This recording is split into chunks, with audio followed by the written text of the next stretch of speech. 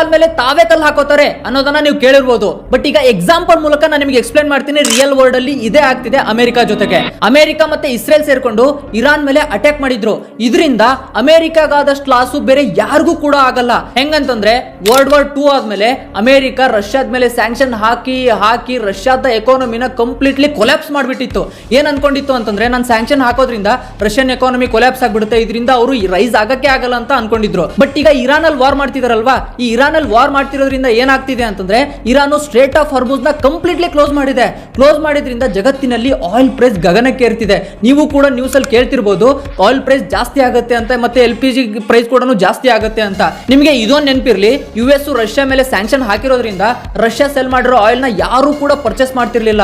ಅದಕ್ಕೆ ರಷ್ಯಾ ಏನ್ ಮಾಡ್ತಿತ್ತು ಅಂದ್ರೆ ಡಿಸ್ಕೌಂಟ್ ಅಲ್ಲಿ ಬೇರೆಯವರಿಗೆ ಆಯಿಲ್ ನ ಸೆಲ್ ಮಾಡ್ತಿತ್ತು. ನೀವು 2024ರಲ್ಲಿ ಈ ನ್ಯೂಸ್ ನ ಕೇಳಿರ್ಬೋದು, ಏನಂತಂದ್ರೆ ರಷ್ಯಾದಿಂದ ನಾವು ಡಿಸ್ಕೌಂಟ್ ಅಲ್ಲಿ ಆಯಿಲ್ ನ ಪರ್ಚೇಸ್ ಮಾಡ್ತೀವಿ ಅಂತ.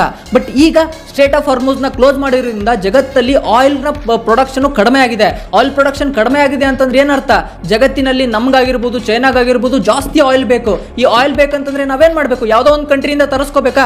ಈಗ ನಾವು ಅರಬ್ ಕಂಟ್ರಿಯಿಂದ ತರಿಸ್ಕೊಳಕ್ ಆಗದೆ ಇರೋ ಕಾರಣಕ್ಕೆ ಇವನ್ US ಕೂಡ ಹೇಳಿದೆ, ಇಂಡಿಯಾ ನೀನು ಹೋಗಿ 30 ದಿನದವರೆಗೂ ರಷ್ಯಾದಿಂದ ಆಯಿಲ್ ನ ಪರ್ಚೇಸ್ ಮಾಡುವಂತ. ಮೊದಲು ರಷ್ಯಾ ಏನು ಆಯಿಲ್ ನ ಡಿಸ್ಕೌಂಟ್ ಅಲ್ಲಿ ಸೆಲ್ ಮಾಡ್ತಿತ್ತಲ್ವಾ, ಈಗ ಆಟೋಮೆಟಿಕಲಿ ಇಂಟರ್ನ್ಯಾಷನಲ್ ಮಾರ್ಕೆಟ್ ಅಲ್ಲಿ ಆಯಿಲ್ ಪ್ರೈಸ್ ಜಾಸ್ತಿ ಆಗಿರೋದ್ರಿಂದ ಈಗ ಇಂಟರ್ನ್ಯಾಷನಲ್ ಮಾರ್ಕೆಟ್ ಅಲ್ಲಿ ಎಷ್ಟು ಪ್ರೈಸ್ಗೆ ಆಯಿಲ್ ಸೆಲ್ ಆಗುತ್ತಲ್ವಾ ಅಷ್ಟೇ ಪ್ರೈಸ್ಗೆ ರಷ್ಯಾ ಏನ್ ಮಾಡುತ್ತೆ ಅಂತಂದ್ರೆ ಚೈನಾ ಮತ್ತೆ ನಮ್ಮ ಭಾರತಕ್ಕೆ ಆಯಿಲ್ ನ ಸೆಲ್ ಮಾಡುತ್ತೆ. ಇದರಿಂದ ಅದೆಷ್ಟೋ ರಿಪೋರ್ಟ್ಗಳು ಹೇಳ್ತಿದ್ದಾವೆ, ಯುದ್ಧ ಸ್ಟಾರ್ಟ್ ಆಗಿ ಕೇವಲ 12-13 ದಿನದಲ್ಲೇನೆ ರಷ್ಯಾಗೆ $6 ಬಿಲಿಯನ್ ಅಷ್ಟು ಪ್ರಾಫಿಟ್ ಆಗಿದೆ. ಅಂದ್ರೆ 50,000 ಕೋಟಿಗಿಂತ ಜಾಸ್ತಿ ಪ್ರಾಫಿಟ್ ಆಗಿದೆ ಅಂತ ನ್ಯೂಸ್ ಗಳಿದಾವೆ. ಇದರ ಅರ್ಥ ಏನ್ ಹೇಳಿ, ರಷ್ಯಾನ ಏನು ಈ US ಐಸೋಲೇಟ್ ಮಾಡಿ ಅದರ ಎಕಾನಮಿನ ಕೊಲ್ಯಾಪ್ಸ್ ಮಾಡ್ಬೇಕಂತ ಯೋಚನೆ ಮಾಡ್ತಿತ್ತಲ್ವಾ, ಈ ವಾರ್ ನ ಸ್ಟಾರ್ಟ್ ಮಾಡಿದ್ರಿಂದ ರಷ್ಯಾಗೆ ಇಂಡೈರೆಕ್ಟ್ ಆಗಿ ಹೆಲ್ಪ್ ಆಗ್ತಿದೆ. ನೀವು ಕಮೆಂಟ್ ಸೆಕ್ಷನ್ ಅಲ್ಲಿ ತಿಳಿಸಿ, ವಾರ್ ಹೀಗೆ ಏನಾದ್ರು ಕಂಟಿನ್ಯೂ ಆದ್ರೆ ಅಂದ್ರೆ 3 ತಿಂಗಳು 4 ತಿಂಗಳು 1 ವರ್ಷ ಏನಾದ್ರು ಕಂಟಿನ್ಯೂ ಆದ್ರೆ ರಷ್ಯಾಗೆ ಇದರಿಂದ ಜಾಸ್ತಿ ಬೆನಿಫಿಟ್ ಆಗುತ್ತಾ ಇಲ್ಲ ಅನ್ನೋದನ್ನ.